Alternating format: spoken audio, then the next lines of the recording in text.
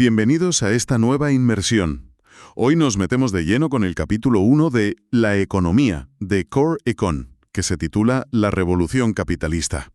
Y la verdad es que empieza con una imagen muy potente. Sí, totalmente. Es esa idea de que durante miles de años el nivel de vida de la gente apenas cambió. Era casi plano. Y de repente, hace unos pocos siglos, en algunos sitios, ¡pum!, se dispara hacia arriba. Es el famoso gráfico del palo de hockey, ¿verdad? Una línea casi horizontal durante siglos y siglos y luego una curva que sube casi en vertical. Exacto. Y este capítulo lo que intenta es explicar eso. Primero, ¿qué estudia la economía? Que básicamente es cómo las personas interactuamos entre nosotros y con la naturaleza para ganarnos la vida, para subsistir. ¿Y cómo cambian esas interacciones con el tiempo? Eso es. Y sobre todo, ¿qué pasó para que apareciera esa curva ascendente tan bestia? ¿Qué cambió en la forma de organizar la producción y la distribución? Que es donde entra la revolución capitalista, ¿no? El tema central. Justo. La aparición del capitalismo como sistema económico con sus ingredientes clave: la propiedad privada, los mercados y las empresas. Y cómo esa combinación parece que impulsó los avances tecnológicos, la especialización y, ese aumento radical de la producción y del nivel de vida desde el siglo XVIII más o menos. Vale. Pues nuestro objetivo hoy es precisamente desgranar eso. Entender bien esos conceptos, ver la evidencia histórica que presenta el capítulo y pensar en las implicaciones. Queremos dejar una base sólida para entender este capítulo, que además es fundamental. Perfecto. Pues si te parece, empezamos por el principio, por el mango del palo de hockey, por ese tiempo larguísimo en el que casi nada cambiaba. ¿Cómo era el mundo antes de ese gran despegue? Pues el libro nos da ejemplos interesantes. Cita a Ibn Battuta, un viajero del siglo XIV, que describía Bengala, en la India, y hablaba de abundancia de productos, precios bajos. Sí, y luego menciona a Tavernier, ya en el siglo XVII, que también viajó por la India y decía cosas parecidas. Pero, ojo, esto es importante. ¿El qué? Que aunque describieran cierta abundancia local, no significa necesariamente que la India fuera un país muchísimo más rico o pobre que otros sitios del mundo en esa época. Claro, era una visión local, digamos. El texto dice que quizás en el siglo XIV, Italia, China, Inglaterra estaban algo mejor que Japón o la India, pero las diferencias no eran enormes. Exacto. Esa es la clave. La gran diferencia en la vida de una persona, entonces, no dependía tanto de si nacías en un país u otro. Las diferencias entre países eran relativamente pequeñas si las comparamos con las de hoy. Entonces, ¿dónde estaba la gran diferencia? Estaba dentro de cada país. La posición social era lo que marcaba casi todo. No era lo mismo ser un señor feudal que un siervo, o ser parte de la realeza que un súbdito. Esas diferencias internas eran abismales, mucho mayores que la diferencia media entre, pongamos, un inglés y un indio de la época. O sea que el mundo era, económicamente hablando, bastante plano entre países, pero muy desigual por dentro. Muy plano entre países, sí. Las grandes brechas que vemos hoy no existían. Hoy nacer en Noruega o en Nigeria marca una diferencia brutal desde el minuto uno. Antes, esa diferencia geográfica era mucho menor. Qué contraste con la actualidad, ¿verdad? Ahora mismo, las diferencias de ingresos medios entre países son gigantescas. Gigantescas. Y para visualizar eso, la figura 1.2 del libro es fantástica. Ese gráfico que parece una ciudad de rascacielos. Sí, es muy visual. Hay que entender cómo leerlo, eso sí. A ver, explícalo tú. Vale. Los países están ordenados de izquierda a derecha, desde los más pobres hasta los más ricos, según su PIB per cápita. El ancho de la torre de cada país representa su población. Y lo más interesante es la altura. Cada torre está dividida en 10 pisos, ¿verdad? Son los deciles de ingreso. El 10% más pobre de la población está en el piso de abajo, el que vemos delante, y el 10% más rico está en el piso más alto, al fondo del todo. La altura de cada piso indica el ingreso medio de ese 10% de la población. Y ves cosas como, Singapur, que es un país muy rico en promedio, a la derecha del todo, y sus torres son altísimas. Y a la izquierda tienes países como Liberia, con torres mucho más bajas. Exacto. Y ese gráfico nos muestra dos cosas súper importantes sobre la desigualdad actual. La primera, la desigualdad dentro de cada país. Eso es. Vemos que incluso en países ricos, la diferencia entre el ático, el 10% más rico, y el bajo, el 10% más pobre, puede ser considerable. El libro menciona una medida simple para esto: el ratio ricos-pobres, que es el ingreso medio del decil más rico dividido por el ingreso medio del decil más pobre. Que es parecido al ratio 90-10 que se usa a veces, ¿no? Similar, sí, aunque no exactamente idéntico en la definición técnica que usa Core aquí. Pero la idea es esa: medir cuánto más ganan los ricos que los pobres dentro de un país. Y da ejemplos. Noruega tiene un ratio bajo, como 5,4. Estados Unidos, 16. India, 20. Nigeria, 22. Y luego casos extremos como Botsuana, con 145. Una barbaridad.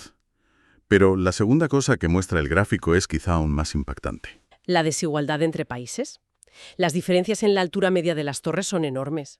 El ingreso promedio en Noruega es como 19 veces el de Nigeria. Es tremendo. Y el libro da un dato que te deja pensando. El 10% más pobre de Noruega, o sea, el piso de abajo de la torre noruega, tiene un ingreso que es casi el doble que el del 10% más rico de Nigeria, el ático de la torre nigeriana. Es que es así. Hoy en día, el país donde naces determina muchísimo más tu nivel de vida que hace siglos. Y esto conecta directamente con el palo de hockey, claro. Porque los países ricos hoy, los que tienen las torres altas en el gráfico, son los que empezaron a despegar antes, los que iniciaron esa curva ascendente del palo de hockey allá por el siglo XVIII o XIX. Reino Unido, Japón, Italia. Mientras que otros empezaron mucho más tarde o directamente todavía no han despegado de forma sostenida. Y eso ha creado esta gran divergencia que vemos. Muy bien. Pues ya que hablamos de medir estas diferencias, tenemos que hablar de la herramienta clave, el PIB. El Producto Interior Bruto, sí. Es la medida estándar. ¿Qué es exactamente? El libro lo define como el valor de mercado de todos los bienes y servicios finales producidos en un país durante un periodo determinado. Normalmente, un año. Correcto. Incluye desde los coches y los móviles hasta los cortes de pelo y las clases de yoga. Todo lo que se produce y se vende en el mercado.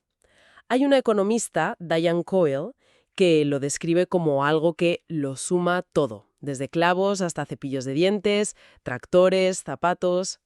Y para comparar entre países o ver la evolución, usamos sobre todo el PIB per cápita, que es simplemente el PIB total dividido entre la población del país. Eso nos da una idea del ingreso medio por persona. Es una cifra muy usada, pero... Pero tiene sus matices, ¿no? No es lo mismo que lo que la gente realmente tiene en el bolsillo. Exacto. Hay que distinguirlo de los ingresos disponibles. Estos serían los salarios, beneficios, rentas, intereses que reciben las familias, más las transferencias que puedan recibir del gobierno u otras fuentes. Y a eso le restamos los impuestos que pagan y las transferencias que hacen a otros. O sea, el ingreso disponible mide mejor la capacidad máxima de compra de una persona o familia sin tener que endeudarse, ¿no? Esa es la idea. Mide lo que realmente tienes para gastar o ahorrar. Y en principio parece una medida mejor del bienestar individual que el PIB per cápita. Pero el PIB per cápita también tiene sus ventajas, ¿o no? Por ejemplo, incluye el valor de servicios que provee el gobierno y que no pagamos directamente en el mercado, como la sanidad o la educación pública. Cierto. El PIB per cápita sí incluye la producción del gobierno, aunque valorarla es complicado, porque no se vende en un mercado. Normalmente se valora por su coste de producción. Entonces, ¿cuál es mejor? Pues ninguna de las dos medidas es perfecta para medir el bienestar. Ambas tienen limitaciones importantes. ¿Cuáles son las principales limitaciones, sobre todo pensando en el bienestar? Bueno, ninguna de las dos captura bien cosas que son fundamentales para nuestro bienestar, pero que no se compran ni se venden directamente. Por ejemplo, la calidad de nuestro entorno social y físico. Tener amigos, aire limpio, seguridad. El tiempo libre tampoco entra, ¿verdad? Si trabajamos menos horas pero producimos lo mismo, el PIB no cambia, pero nuestro bienestar seguramente sí. Exacto. Ni el tiempo libre ni los bienes y servicios producidos dentro del hogar, como el cuidado de los niños o la comida casera. Eso es producción, pero no pasa por el mercado. Y además el ingreso medio, sea PIB per cápita o ingreso disponible medio, puede ocultar grandes desigualdades. A la gente no solo le importa cuánto gana en total, sino también cómo se compara con los demás. Fundamental. Nos importa nuestro nivel absoluto de ingresos, pero también nuestra posición relativa en la sociedad. Y una media no te dice nada sobre la distribución. Entonces, La conclusión es que el PIB per cápita es una medida útil, pero imperfecta del bienestar. Eso es. Es muy útil para comparar diferencias muy grandes entre países o para ver tendencias a lo largo del tiempo, sobre todo cuando los cambios son importantes. Pero hay que ser conscientes de lo que deja fuera y de que no es un sinónimo de felicidad ni de calidad de vida. Y para usarlo bien en esas comparaciones, necesitamos hacer ajustes, ¿verdad? Absolutamente. Dos ajustes son cruciales. El primero, para comparar a lo largo del tiempo. Ahí necesitamos quitar el efecto de la inflación, de la subida de los precios. Si el PIB sube solo porque los precios han subido, en realidad no somos más ricos. Para eso usamos el PIB real o PIB a precios constantes. Se elige un año base y se valora la producción de todos los demás años usando los precios de ese año base. Así aislamos los cambios en la cantidad producida de los cambios en los precios. Se diferencia del PIB nominal, que sí usa los precios de cada año y mezcla cambios en cantidad y precios. Exacto. El PIB nominal es simplemente sumar precios por cantidades de cada año. Suma P, pi, Q. El PIB real nos da una imagen mucho mejor del crecimiento real de la producción. Vale, ese es el ajuste para el tiempo. ¿Y el segundo? Para comparar entre países en un mismo momento. Aquí el problema es que los niveles de precios son muy diferentes entre países. Un euro o un dólar no compra lo mismo en Estocolmo que en Yakarta. Claro, las cosas suelen ser más baratas en los países más pobres.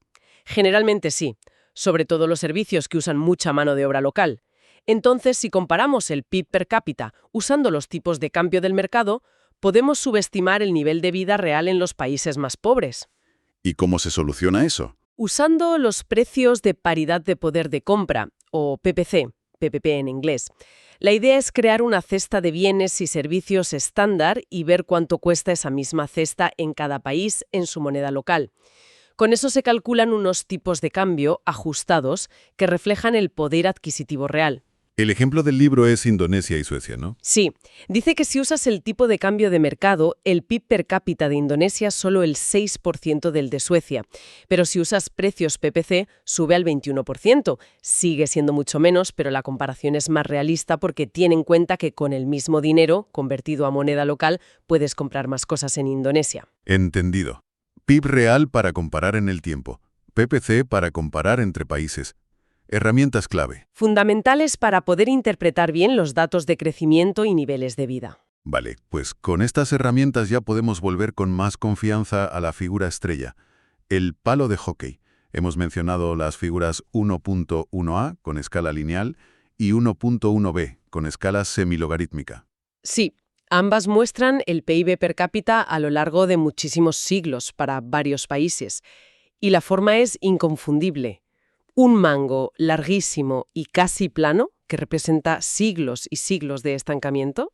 Y luego, a partir del siglo XVIII más o menos, una curva ascendente muy pronunciada en algunos países.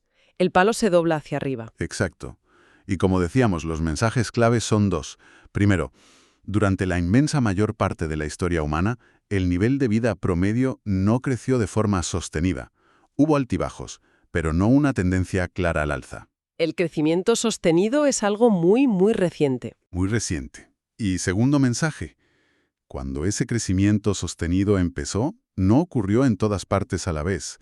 Empezó en Gran Bretaña, luego se extendió a otros países de Europa Occidental, Norteamérica, Japón, pero en momentos distintos. Y eso es lo que generó la enorme divergencia de ingresos entre países que vemos hoy. Y para visualizar mejor cómo de rápido fue ese crecimiento, la escala semilogarítmica de la figura 1.1b es muy útil. Sí, porque a veces la escala lineal puede ser un poco engañosa con crecimientos exponenciales. En la escala semilogarítmica, el eje vertical no aumenta linealmente, 100, 200, 300, sino que se duplica o multiplica por 10 a intervalos iguales. Por ejemplo, 250, 500, 1000, 2000. ¿Y qué ventaja tiene eso? La principal es que una tasa de crecimiento constante, por ejemplo, un 2% anual, se representa como una línea recta en esta escala. Ah, claro. La tasa de crecimiento es el cambio en el PIB dividido por el nivel original del PIB. PIB año 2, PIB año 1, PIB año 1. Eso es. Y en una escala semilog, si la tasa de crecimiento es constante, la línea es recta. Y si una línea es más empinada que otra, significa que la tasa de crecimiento es más rápida. Permite comparar visualmente las tasas de crecimiento. Exacto. Y además, un crecimiento del 100%, o sea, una duplicación, siempre tiene la misma pendiente vertical en esta escala. Da igual si es pasar de 500 a 1000 o de 16.000 a 32.000. Te ayuda a ver cuándo se aceleró realmente el crecimiento y cómo se comparan las velocidades entre países. Muy útil para entender la dinámica del palo de hockey. Vale, hemos visto el qué, el crecimiento y la desigualdad, y el cómo medirlo. Ahora vamos al por qué. ¿Qué empezó a pasar en esa época, en el siglo XVIII, para que todo cambiara? Aquí entra en escena una figura icónica, Adam Smith. El padre de la economía moderna, ¿no? Su libro, La riqueza de las naciones, es de 1776, justo cuando la curva del palo empezaba a levantarse en Gran Bretaña. Exacto. Smith se hacía preguntas fundamentales. ¿Cómo es posible que una sociedad donde cada uno busca su propio interés funciona de manera ordenada? ¿Cómo se coordina toda esa actividad económica descentralizada? Es la famosa cita. No es la benevolencia del carnicero, el cervecero o el panadero de donde esperamos nuestra cena, sino de su consideración de sus propios intereses. Esa misma. Y de ahí surge la metáfora de la mano invisible. La idea de que, bajo ciertas condiciones, la búsqueda del interés propio en mercados competitivos puede llevar, como guiada por una mano invisible, a resultados beneficiosos para el conjunto de la sociedad. Pero Smith no era ingenuo, ¿verdad? Sabía que no siempre funcionaba tan bien. No, en absoluto. De hecho, antes de La riqueza de las naciones, escribió la teoría de los sentimientos morales, donde exploraba la importancia de la empatía y las normas sociales. Y en La riqueza también advirtió sobre los peligros de los monopolios, de las conspiraciones de los empresarios para subir precios. Y reconocía el papel importante del gobierno en ciertas áreas. Por supuesto, defensa, justicia, protección de la propiedad, pero también inversión en infraestructuras y educación, cosas que el mercado por sí solo quizás no proveería suficientemente. O sea que su visión era mucho más matizada que la simple caricatura del todo mercado. Vale, pero ¿cuál fue su idea central para explicar de dónde venía la creciente riqueza que empezaba a observar? Su idea clave fue la división del trabajo, o lo que hoy llamamos más a menudo especialización. El ejemplo de la fábrica de alfileres. Y a dividir en 18 operaciones distintas. Y si 10 trabajadores se especializaban cada uno en una o dos de esas operaciones, podían producir miles y miles de alfileres al día, mientras que si cada uno intentara hacer el alfiler entero por su cuenta, apenas harían unos pocos. La especialización multiplica la productividad de forma brutal. Exacto. Y Smith identificó 3 razones principales para ello. A ver. Primero, aprender haciendo. Learning by doing.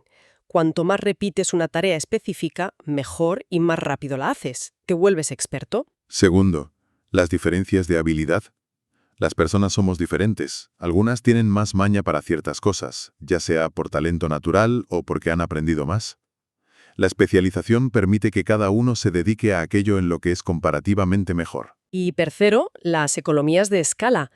A menudo, producir a gran escala permite reducir los costes por unidad. Piensa en maquinaria especializada. Solo tiene sentido comprarla si vas a producir mucho.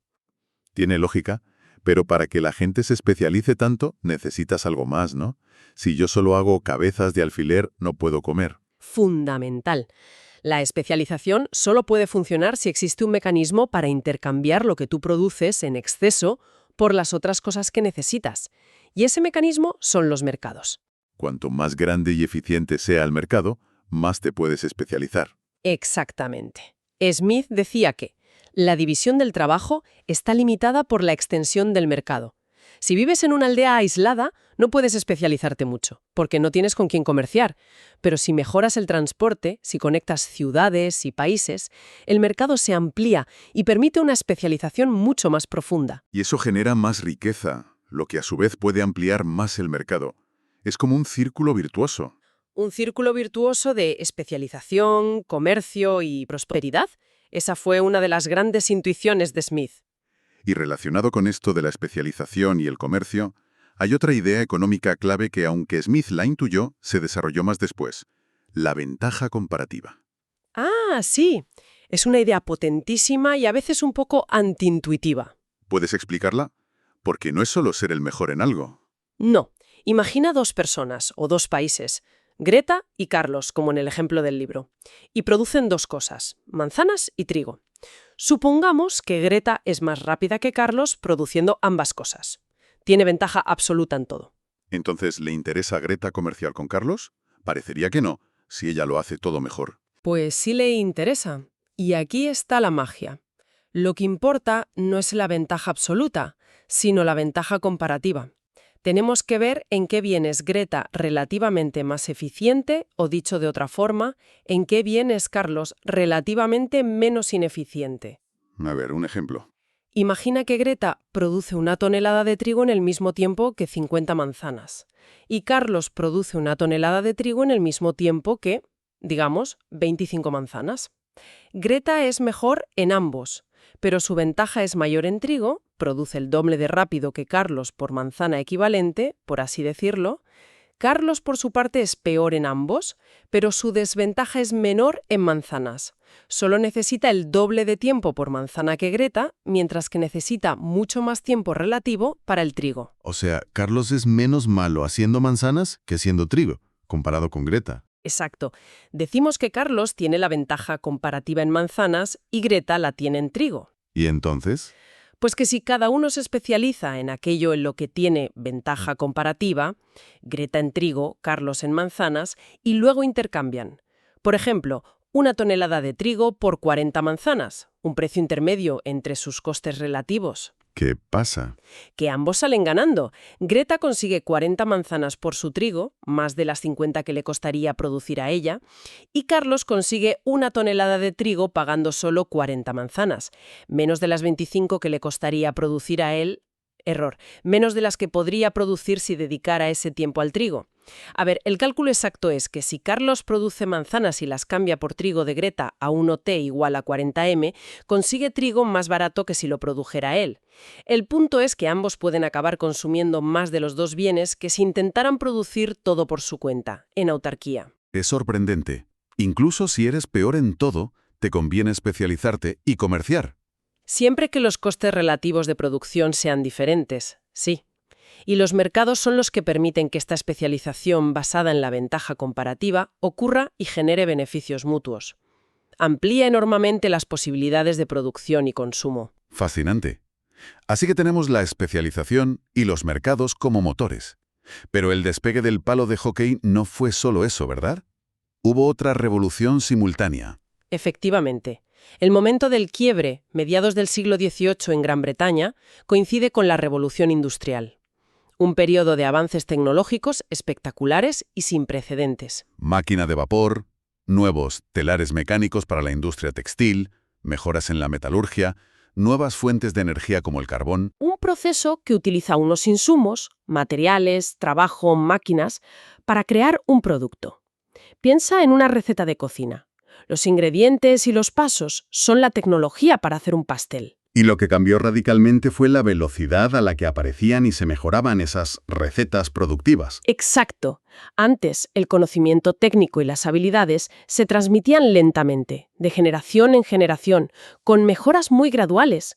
Pero a partir de la Revolución Industrial, el cambio tecnológico se volvió mucho más rápido, acumulativo y permanente. Por eso el texto habla de una revolución tecnológica permanente. Ya no eran inventos aislados, sino un flujo continuo de innovaciones. Un flujo continuo. El ejemplo que da el libro sobre la iluminación es absolutamente espectacular para ilustrar esto. Cuéntalo. Durante milenios, la eficiencia de la iluminación apenas mejoró. Una fogata primitiva daba unos 17 lúmenes hora de luz por hora de trabajo dedicada a mantenerla. Las lámparas de grasa animal, un poco más, 20. Las de aceite de sésamo, 24. Mejoras mínimas en miles de años. ¿Y de repente? A partir del siglo XIX, la cosa se dispara. Velas de sebo, lámparas de gas, de queroseno, luego la bombilla de filamento de Edison a finales del XIX y después los tubos fluorescentes a mediados del XX. El resultado es que la tecnología de iluminación actual es unas 45.000 veces más eficiente en términos de luz producida por hora de trabajo que la de hace solo 200 años. 45.000 veces. Es increíble. Y si lo comparas con la fogata original, la productividad lumínica se ha multiplicado por cerca de 1 millón. Es otro palo de hockey brutal, como se ve en la figura 1.3 del libro. Y esto pasó en muchos otros campos, claro. La energía de vapor, la electricidad, el motor de combustión, los transportes modernos y más recientemente las tecnologías de la información y la comunicación TIC. Todas estas innovaciones tuvieron un impacto enorme en la productividad. Permitieron producir mucho más con la misma cantidad de trabajo, o lo que es lo mismo, redujeron drásticamente el tiempo de trabajo necesario para conseguir los bienes y servicios que necesitamos para vivir. Y eso es, en esencia, lo que permitió el aumento espectacular del nivel de vida que muestra el palo de hockey principal. Exacto. Además, muchas de estas tecnologías, como el telégrafo, el teléfono, Internet, conectaron el mundo de una forma inimaginable antes. La velocidad a la que viaja la información hoy es casi instantánea. El libro compara cuánto tardaron en llegar a Londres las noticias de la elección de Lincoln en 1860, días, con la actualidad, figura 1.4. Es otra dimensión de esta revolución tecnológica permanente. Pero aquí tenemos que introducir una nota de cautela, ¿no? Todo este crecimiento increíble, esta tecnología que consume recursos y energía, tiene un lado oscuro. Sin duda. El capítulo dedica una sección importante a la relación entre la economía y el medio ambiente. Es fundamental entender que la economía no flota en el vacío. La figura 1.5 lo representa bien. La economía es parte de la sociedad y la sociedad está incrustada en la biosfera, en el sistema natural del planeta. Dependemos totalmente del medio ambiente, para todo. El aire que respiramos, el agua que bebemos, los alimentos, las materias primas para producir.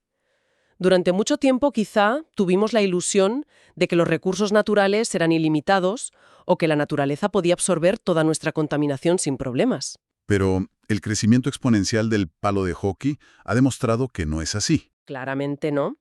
Ese crecimiento económico ha ido de la mano de un aumento también exponencial en el uso de recursos naturales y en la generación de residuos y contaminación. Y esto está teniendo efectos muy graves en el medio ambiente. El ejemplo más claro y preocupante que destaca el libro es el cambio climático. Sí. Las figuras 1.6a y 1.6b son demoledoras. Muestran cómo la concentración de dióxido de carbono, CO2, en la atmósfera y las emisiones globales de CO2 por la quema de combustibles fósiles han seguido una trayectoria de palo de hockey muy similar a la del PIB per cápita. Y la figura 1.6b muestra cómo la temperatura media del hemisferio norte también ha subido drásticamente en las últimas décadas, coincidiendo con ese aumento del CO2. Existe un consenso científico abrumador sobre que este calentamiento global está causado principalmente por la actividad humana, sobre todo por la quema de carbón, petróleo y gas, desde la revolución industrial. Y las consecuencias ya las estamos viendo, y se prevén peores: deshielo de glaciares y polos, subida del nivel del mar, cambios en los patrones de lluvia, eventos climáticos más extremos. Exacto. Y el cambio climático es solo uno de los problemas ambientales. También está la contaminación del agua y del agua en muchas ciudades, la deforestación, la pérdida de biodiversidad, el agotamiento de recursos como el agua dulce o los bancos de pesca. Hay una relación de ida y vuelta, ¿no? La economía impacta en el medio ambiente y un medio ambiente degradado impacta de vuelta en la economía y en nuestro bienestar. Es una relación bidireccional e ineludible. Necesitamos los recursos y servicios que nos da la naturaleza, pero nuestra forma de producir y consumir los está poniendo en peligro, lo que a su vez amenaza nuestra propia prosperidad futura. ¿Hay alguna nota de optimismo en el capítulo sobre esto? Bueno, menciona que la misma revolución tecnológica que ha contribuido al problema también puede ser parte de la solución. ¿Cómo? Desarrollando tecnologías más limpias, más eficientes en el uso de energía y recursos, impulsando las energías renovables. La tecnología nos puede dar herramientas para desacoplar, al menos parcialmente, el crecimiento económico del impacto ambiental. Pero requiere un esfuerzo consciente y probablemente cambios importantes en cómo organizamos la economía. Un desafío enorme para el futuro. Vale, hemos hablado del crecimiento, de la tecnología, de la especialización, de los mercados, del medio ambiente. Parece que tenemos muchas piezas. ¿Cómo encajan todas? El capítulo argumenta que el sistema que articula gran parte de esto es el capitalismo. Eso es, vuelve a la pregunta inicial.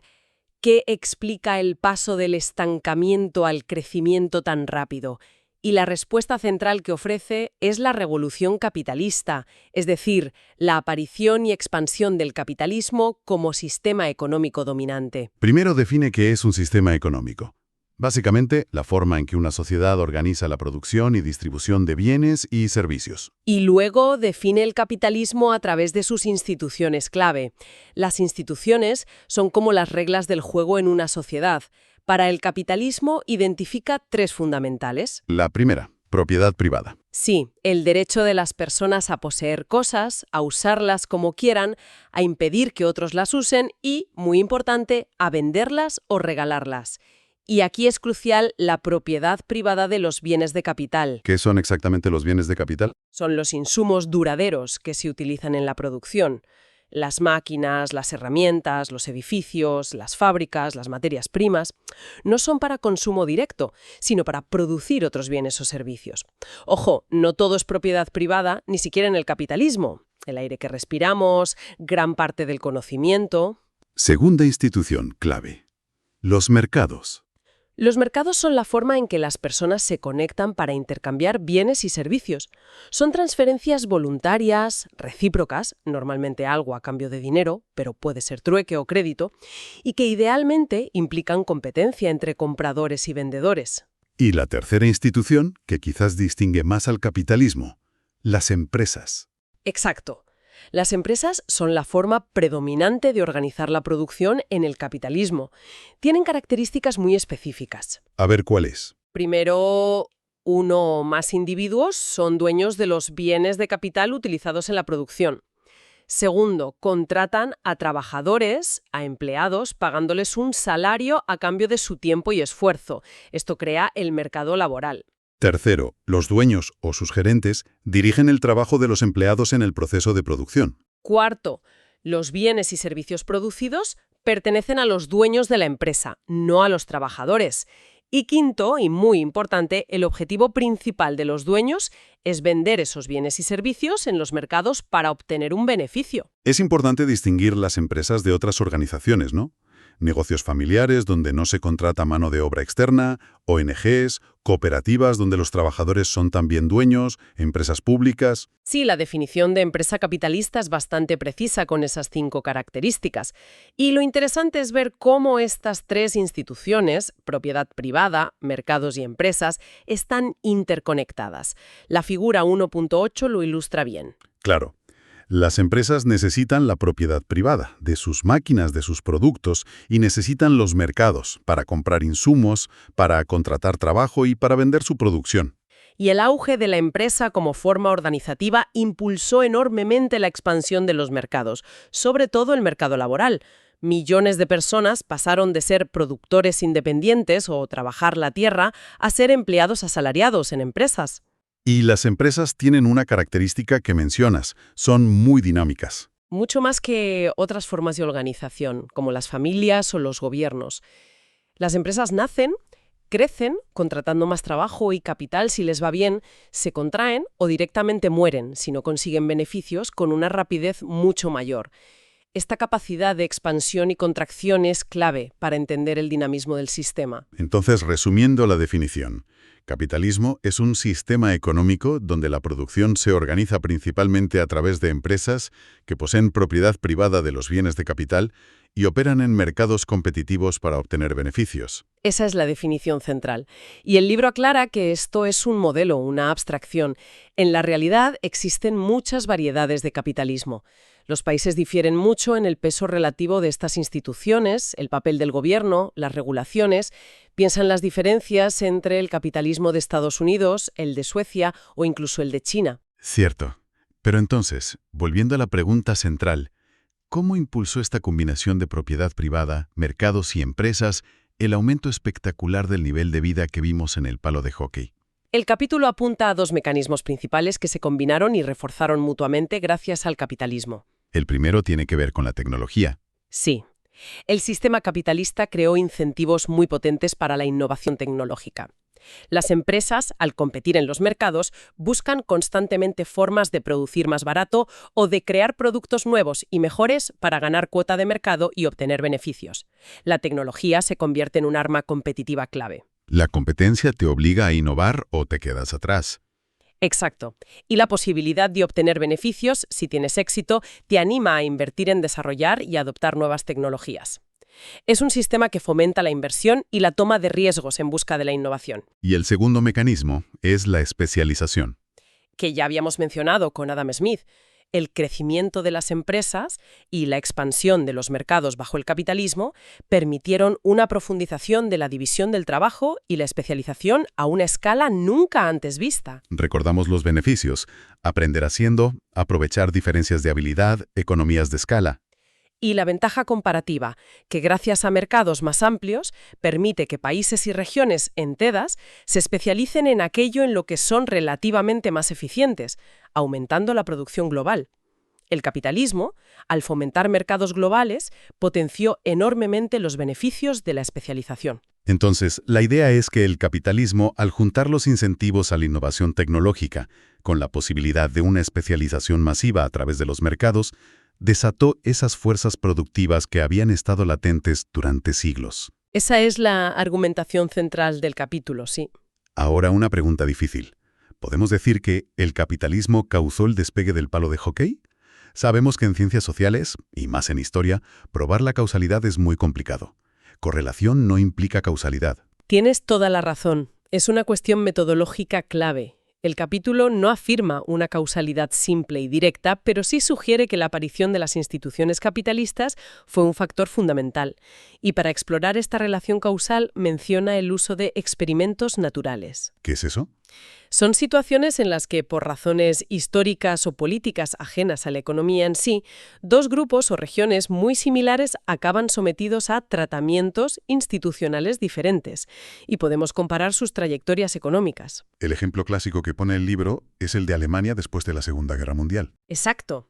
Alemania quedó dividida en dos: la República Federal Oeste, que adoptó un sistema económico capitalista con democracia parlamentaria, y la República Democrática Este, con una economía de planificación centralizada, controlada por el Partido Comunista. Partían de niveles de desarrollo, cultura, idioma, bastante similares, ¿no? Muy similares.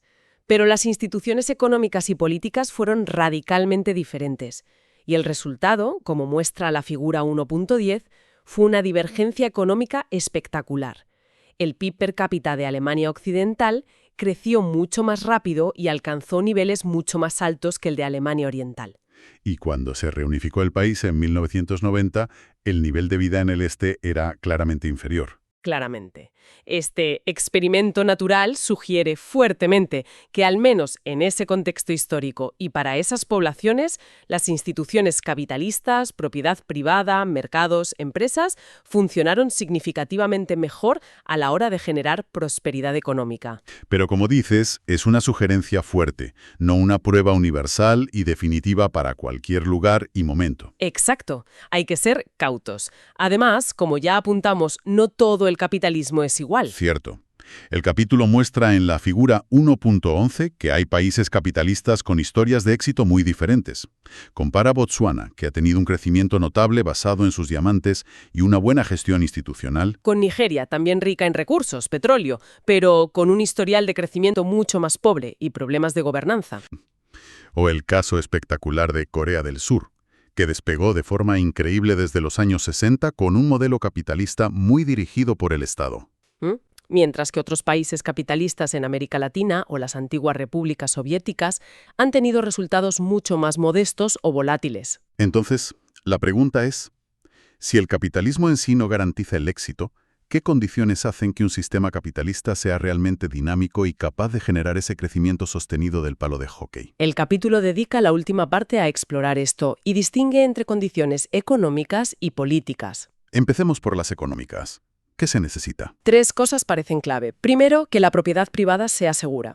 No solo que exista legalmente, sino que esté protegida de forma efectiva contra la expropiación arbitraria por parte del Estado o de otros actores. Si los inversores temen que les quiten lo suyo, no invertirán. Segundo, que los mercados sean competitivos. Si hay monopolios o carteles por todas partes, se pierden los incentivos a innovar y a ser eficiente. La competencia es la que disciplina a las empresas. O lo haces bien y barato, o te echan del mercado. Es el mecanismo de zanahorias y palos. Y tercero, relacionado con lo anterior, que las empresas se gestionen por mérito y competencia, no por conexiones políticas o familiares.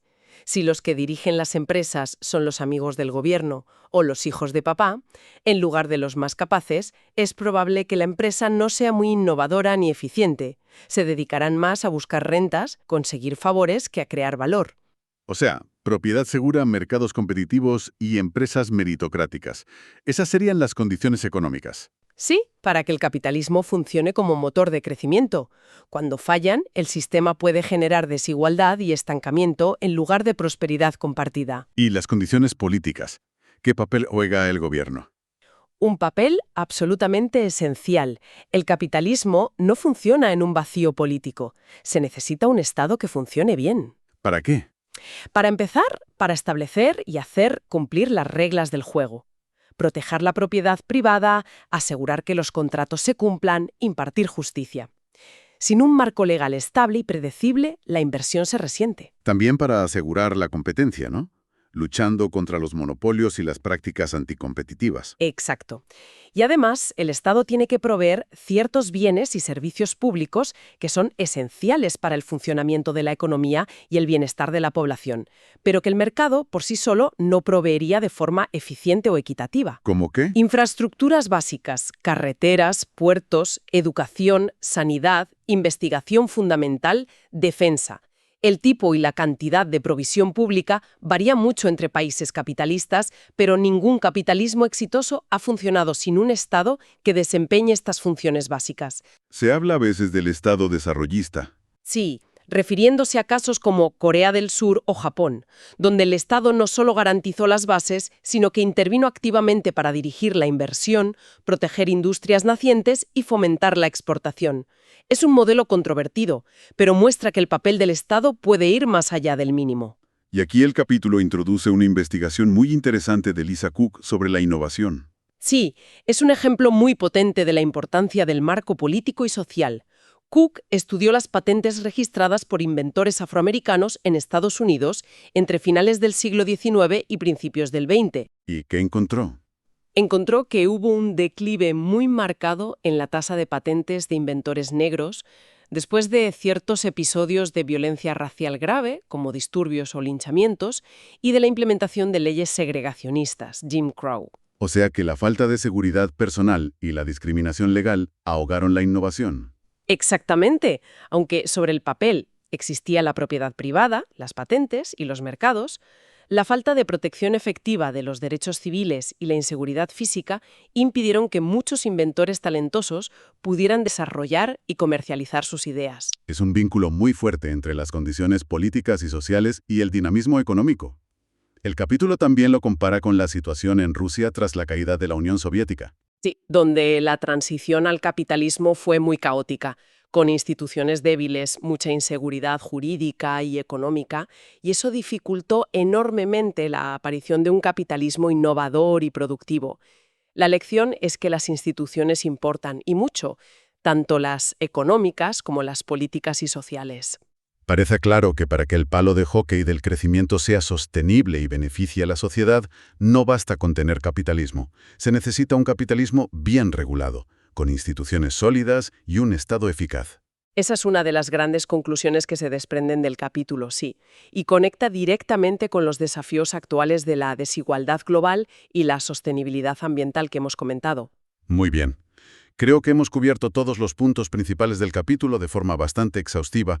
¿Te parece si intentamos hacer un resumen muy práctico pensando en alguien que se prepara un examen sobre esto? Perfecto. A ver, 8 puntos clave, por ejemplo.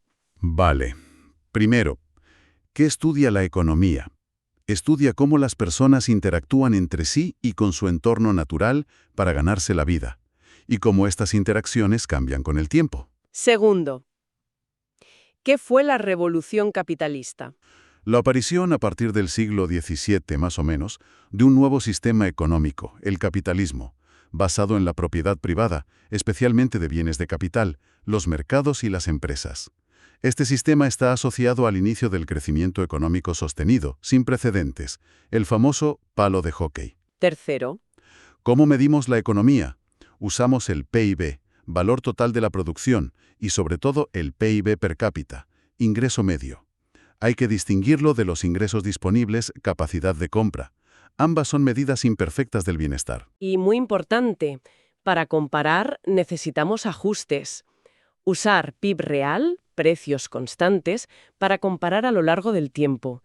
Y precios de paridad de poder de compra, PPC, para comparar entre países. Cuarto, el palo de hockey del crecimiento muestra dos cosas.